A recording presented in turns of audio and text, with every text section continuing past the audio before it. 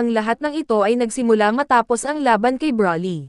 Si Goku ay kasama si Goten sa kanilang ensayo, at hiniling ng batang Saiyan sa kanyang ama na sanayin siya upang maging mas malakas kaysa kay Trunks. 2 oras ang lumipas, at natapos na ang kanilang ensayo. Kaya si Goten ay pagod, at nagpapahinga sa sahig habang sinasabi niya, "Ang lakas mo talaga, Itay, sa buong ensayo hindi kita natamaan. Maaari ka rin maging kasing lakas ko, Goten. May potensyal ka pa nga na higitan ako kung pagsisikapan mo lang ito." "Itay, may tanong ako. Marami kang naging guro sa buhay mo, pero sino ang unang guro mo?" "Ang aking lolo, si Gohan, mula noong ako'y bata pa. Bukod sa pagtulong sa akin, siya rin ang nagturo sa akin ng martial arts. Ano nangyari sa kanya, bakit hindi ko siya nakilala? Mas gusto ko na lang na hindi pag-usapan, Goten. Sige, Itay, bakit hindi mo rin nabanggit ang tungkol sa iyong mga magulang?" "Hindi ko rin talaga alam ang tungkol sa kanila. Alam ko lang na nawala sila. Sinira ni Frieza ang kanilang planeta. Naiintindihan ko, pero may tanong ako. Hindi mo ba naisip na makilala ang iyong mga magulang? Madali lang naman gawin yun. Gamitin lang natin ang Dragon Ball para mabuhay ulit sila."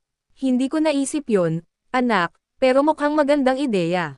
Yan ang gagawin ko, iipunin ko ang Dragon Ball at ibabalik ko sila ng buhay."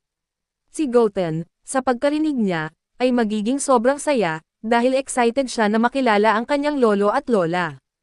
Samantala, si Goku gamit ang teleportation ay pupunta kasama si Goten sa bahay ni Bulma para hiramin ang Dragon Raider. Pagdating ni Goten, pupunta siya sa bahay ni Trunks para sabihin kung ano ang gagawin ng kanyang ama. Habang si Goku naman ay hahanapin si Vegeta, dahil bago niya buhayin ang kanyang mga magulang, gusto niya muna malaman ang kaunti pang impormasyon tungkol sa kanila. Makikita ni Goku si Vegeta kasama si Bulma, at itataas niya ang kanyang kamay para batiin silang dalawa. "Ano ang ginagawa mo rito, Kakarot? Kumusta, Vegeta? Matagal na tayong hindi nagkita. Kamusta ka na? Ilang araw na ang nakakaraan, nagkita tayo. Nung nag-ensayo tayo kay Whis, nakalimutan mo na ba yon? Basta, sabihin mo na lang kung bakit ka dumating, insekto. Huwag kang magalit, Vegeta. Nakita mo, pumunta ako dito dahil kailangan mo na sabihin sa akin ang lahat ng alam mo tungkol sa aking mga magulang. Ito ang unang pagkakataon na narinig kitang nagtanong tungkol sa iyong mga magulang.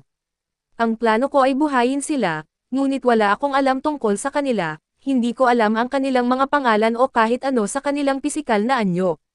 Gusto kong malaman kung maaari mong sabihin sa akin, Vegeta, kung ano sila. Hindi rin ako masyadong may alam tungkol sa kanila, Kakarot. Konti lang ang narinig ko mula kay Raditz, kaya wag na lang, sabihin mo na lang kung ano ang alam mo." "Okay, ang pangalan ng iyong ama ay Bardock, at ang pangalan ng iyong ina ay Genie. Pareho silang lower class science, at naaalala ko rin na sinabi na kamukha mo ang iyong ama." "Naiintindihan ko. Salamat sa lahat, Vegeta. Bulma, pwede mo ba akong pahiramin ng Dragon Raider?" "Oo naman, Goku. Hintayin mo lang ako ng ilang minuto at hahanapin ko ito." Pumunta si Bulma upang hanapin ang Dragon Raider. Pagbalik niya, ibinigay niya ito kay Goku, na agad na nagsimulang maghanap ng Dragon Ball. 1 oras ang lumipas, at nakuha na ni Goku ang 7 Dragon Ball, kaya inilagay niya ito sa sahig at sumigaw. "Lumabas ka, Shenlong, at tuparin ang aking kahilingan." Agad na lumabas mula sa Dragon Ball si Shenlong, na nagsasabing, "Tutuparin ko ang 3 kahilingan. Sabihin mo sa akin ang iyong unang kahilingan." "Shenlong, pakiusap. Gusto ko na dalhin mo sa lugar na ito ang mga kaluluwa ng aking mga magulang." Ibig sabihin, ang ama ni Vegeta. "Anong sinabi mo, Kakarot? Baliw ka ba? Ang dali naman yan," sabi ni Shenlong. "Anong problema mo, insekto? Hindi ko hiningi ang ganyan. Ayaw ko na nga siyang makita ulit. Kalmado ka lang, Vegeta. Alam ko sa loob ng puso mo gusto mo rin ito. Huwag kang magalit, Vegeta. Masaya akong makilala ang tatay mo. Ako rin, Daddy. Gusto kong makilala ang aking lolo. Naku-curious ako sa hitsura niya. Itay, sabihin mo na kung ano ang kahilingan mo, Goku. Bilang aking unang kahilingan, gusto kong buhayin mo ang ama ni Vegeta. At bilang aking pangalawang kahilingan, gusto kong buhayin mo ang aking mga magulang." "Okay. Tutuperin ko iyon. Pero bago ko sila buhayin, gusto kong malaman mo na hindi nila alam ang anumang nangyari mula sa sandaling namatay sila. Salamat sa pagpapaalam, ngunit pakiusap, tuparin mo ang aking kahilingan, at pagkatapos ay pwede ka nang umalis, dahil hindi ko nagagamitin ang susunod na kahilingan. Biglang nagkulay pula ang mga mata ni Shenlong, at nagsimula ang malakas na blizzard sa kapatagan, nabuo ang isang pagsabog ng hangin sa kalangitan, at mula roon ay lumabas ang hari ng mga Saiyan, ang ama ni Vegeta, at ang mga magulang ni Goku. Natupad ko na ang iyong kahilingan, at dahil wala ka ng ibang kahilingan. Magkikita tayo muli. Agad na nawala si Shenlong sa harap ni Goku, kaya muling kumalat ang mga Dragon Ball sa planet Earth. Nalilito si King Vegeta, pati na rin ang mga magulang ni Goku, dahil bigla na lang silang lumitaw sa lugar na ito. Ano ang nangyari? Anong lugar ito? Nasaan si Frieza? Vegeta anak, ano ang ginagawa mo dito? Bakit ako nandito? Naalala ko na pinatay ako ni Frieza. Bukod pa riyan, hindi ka na bata. Malaki na ang pinagbago mo.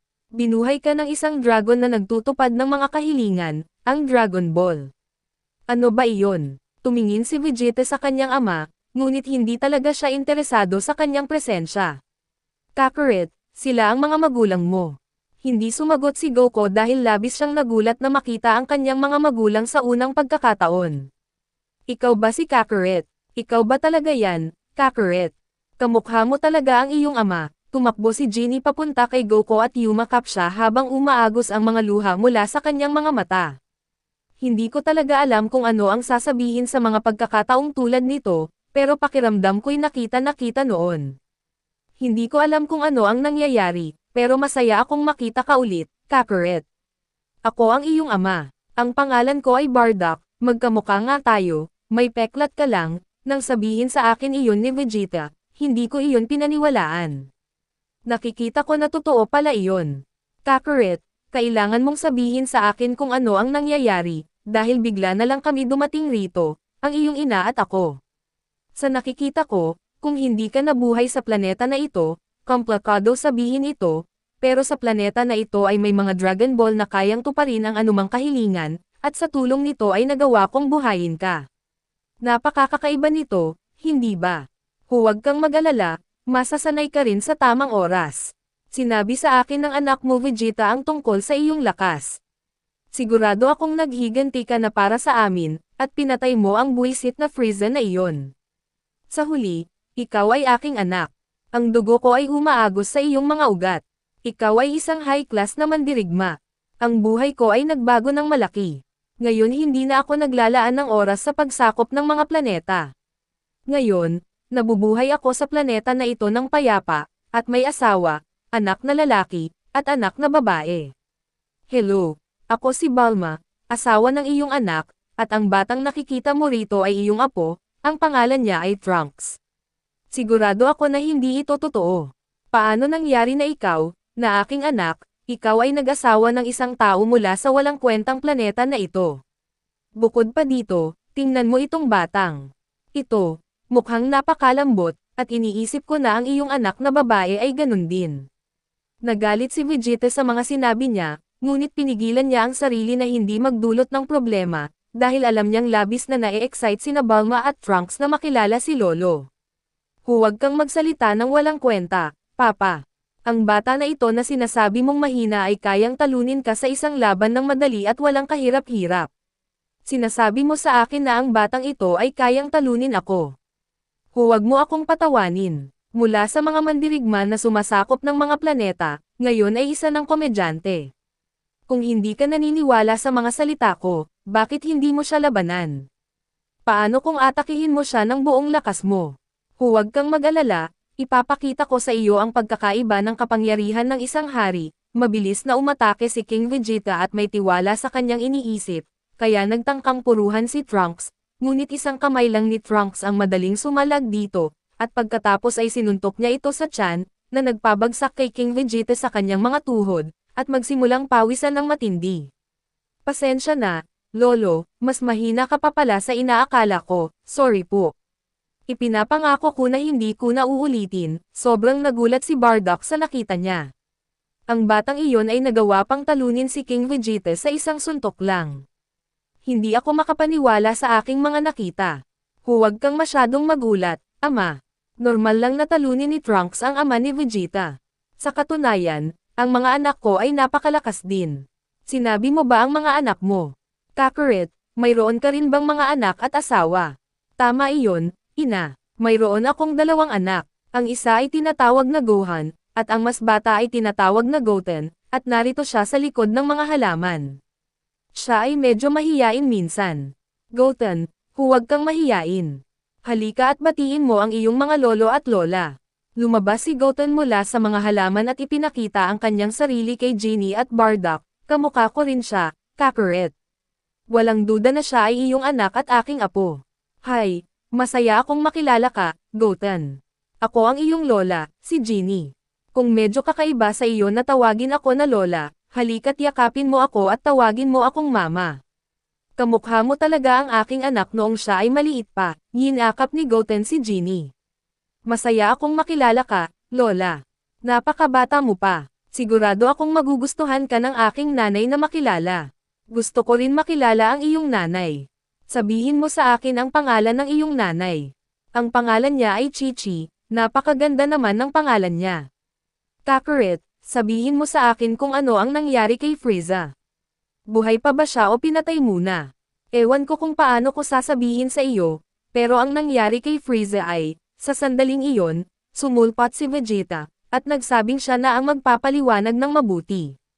Oo, tama ka, Vegeta. Mas mainam na ikaw ang magpaliwanag sa kanya. 2 beses nang namatay si Frieza. Ang una ay dahil siya ay natalo ni Kakarot sa planetang Namek. Ang ikalawa ay pinatay siya ng aking anak mula sa hinaharap. Dahil sa kung anuman, bumalik siya na may katawan na pinalitan ng mga robotic na bahagi. Ang ikatlong pagkakataon ay pinatay ulit siya ni Kakarot. Sa kung anuman, nagawa rin siyang mabuhay muli, ngunit sa pagkakataong iyon ay dahil sa Dragon Ball, dahil sa Universal Emergency na nangyari, at ang tanga na si Kakarot ay pinilit pa din na buhayin siya. At ngayon, lumilibot na naman siya sa buong universe.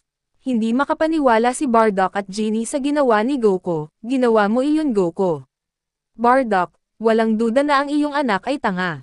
Hindi ba niya alam kung gaano kadelikado si Frieza? Sabihin mo sa akin, Kakarot. Bakit? Bakit mo ginawa iyon? Si Frieza ang pinakamasamang tao. Hindi siya karapat-dapat na mabuhay. Pakiusap, magpakalma kayong lahat.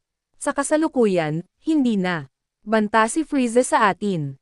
Napakalakas na namin ni Vegeta. Kung magkasama kaming lumaban, kulate na, ang aabutin sa amin nun. Bukod pa riyan, kung hindi dahil sa tulong ni Frieza, hindi na mag-e-exist ang universe na ito. Ayaw kong maniwala doon. Hindi ako magiging kalmado hanggat hindi patay ang taong iyon. Napapansin ko na sinasabi mo ang iyong mga salita na puno ng kumpiyansa at seguridad.